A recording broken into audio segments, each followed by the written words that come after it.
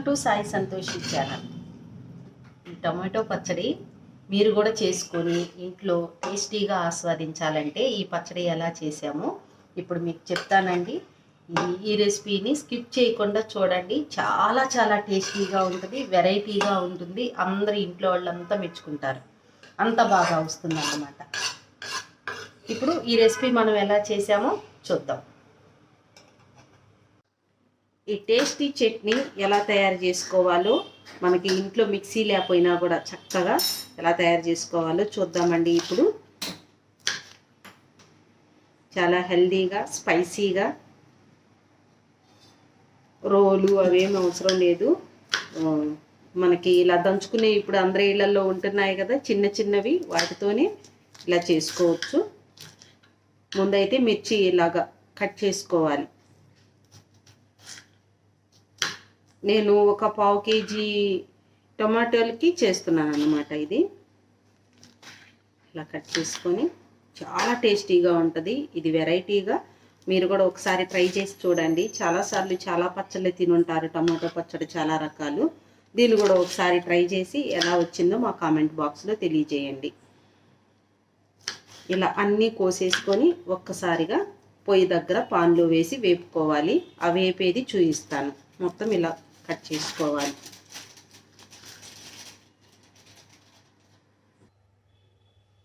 ఇలా పొయ్యి మీద పాన్ పెట్టేసుకొని పొయ్యి వెలిగించుకొని సిమ్లోనే పెట్టుకోవాలి.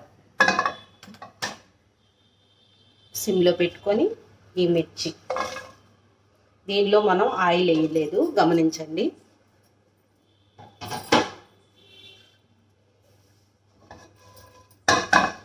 ఈ మిర్చి, వెల్లుల్లిపాయలు కొంచెం ఎక్కువ వేసుకుంటే బాగుంటుందండి. వెల్లుల్లిపాయలు, కొంచెం జీలకర్ర, కరివేపాకు ఉంటే 2-3 రెమ్మల కరివేపాకు బాగుంటుంది. నా దగ్గర కరివేపాకు లేదు ఇప్పుడు ప్రస్తుతం, అందుకని నేను కరివేపాకు వేసుకోలేదు.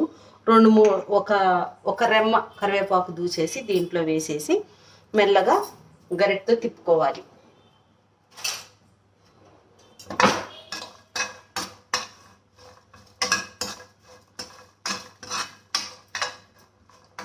ఇలా మంచిగా వేపుకోవాలన్నమాట. ఒక 5 మినిట్స్ తర్వాత ఎలా వేగినాయో మీకు చూపిస్తాను. ఆయిల్ అయితే వేయలేదు. ఇప్పుడు కొంచెం లైట్గా, ఒక స్పూన్ కూడా కాదు, కొంచెం వేయినట్టుగా ఆయిల్ వేసి ఒక 5 మినిట్స్ మూత పెట్టేసుకోవాలి. సిమ్లోనే ఉంచుకున్నాం మనం. 5 మినిట్స్ మూత పెట్టేసుకోవాలి.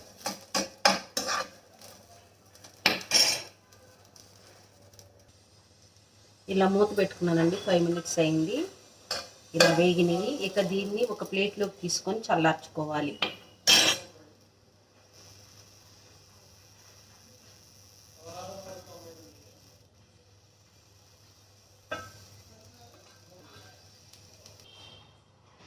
ఇప్పుడు మెయిన్ ఇంగ్రీడియంట్ ఏంటంటే మనకి టొమాటోస్.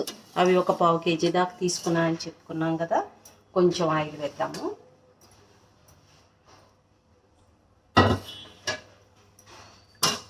ఈ ఆయిల్ హీట్ ఎక్కాక కొంచెం ఓన్లీ ఆవాల వరకే వేసుకోవాలి.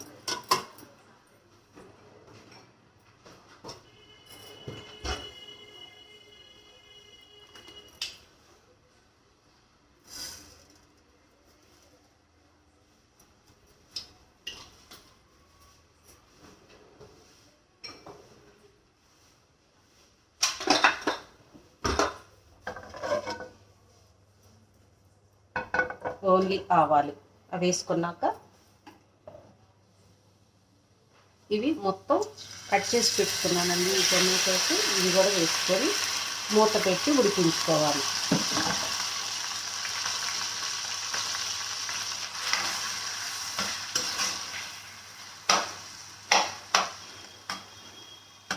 బాగా స్పైసీగా కావాలంటే ఇప్పుడు నేను వేసిన మిర్చి అయితే బాగా స్పైసీగా ఉంటాయండి.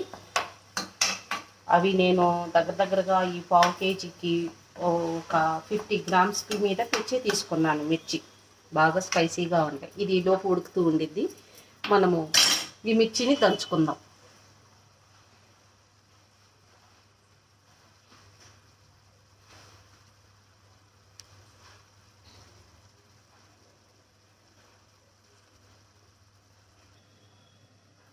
రుచికి సరిపడా ఉప్పు వేసేసుకొని ఇదంతా చల్లారిందండి. దీనిలో వేసుకొని నూరుకోవడమే పచ్చాగా.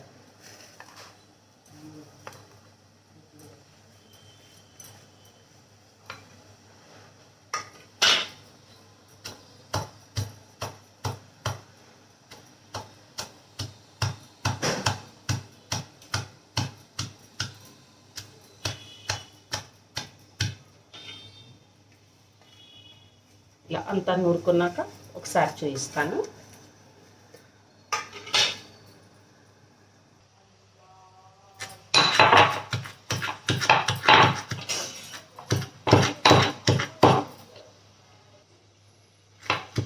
ఇదిగండి ఇలా మెదగాలి, కానీ మెదగనట్టుగా ఉండాలి. ఇలాగా తీసుకోవాలన్నమాట. దీన్నంతా ఇప్పుడు మనం ఏం వేసామో కనిపించాలి. చూడండి ఇలా.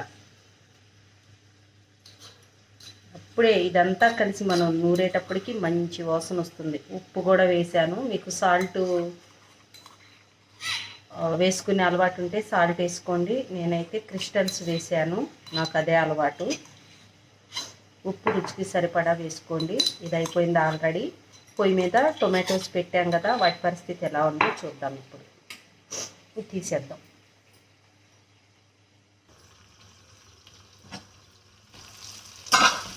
చక్కగా ఉడికిపోయినాయండి. వీటిని మనం ఏమి నూరాల్సిన పని లేదు. ఇలా గంటితో ఇలా నలిపేస్తే సరిపోతుంది. అక్కడక్కడ మనకి ఆ పచ్చిమిర్చి ముక్కలు తగిలినట్టుగానే ఈ టొమాటో ముక్కలు కూడా తగులుతుంటే చాలా బాగుంటుంది. మనం అంతా ఇప్పుడు చేసుకున్నదంతా సిమ్లోనే చేసుకుంటున్నాము. వెరైటీగా ఉండిద్ది. ఒకసారి చేసి చూడండి, మీకు నచ్చుతుందని నేను అనుకుంటున్నాను. ఇలా మొత్తం అంతా గరిటెతోనే ఇలా నలిపేసుకోవాలి.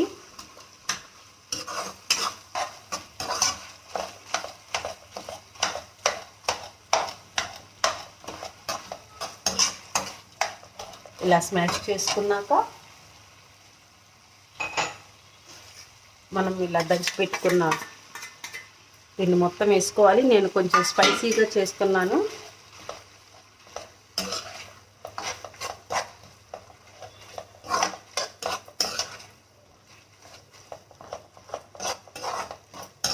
చాలా బాగుంటుంది వేడి వేడి అన్నంలోకి. ఇది ధనియాల పొడి,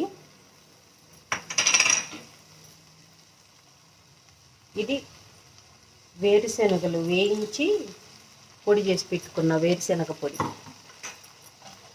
దీనిలో కొంచెం కొత్తిమీర కూడా వేసుకోవచ్చు, సన్నగా తరిగిన కొత్తిమీర వేసుకోవచ్చు. ఇంకా ఇలా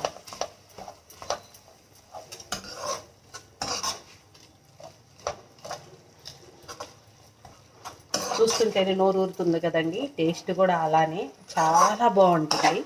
ఒకసారి మీరు ట్రై చేసి మా కామెంట్ బాక్స్లో ఎలా వచ్చిందో తెలియజేయండి.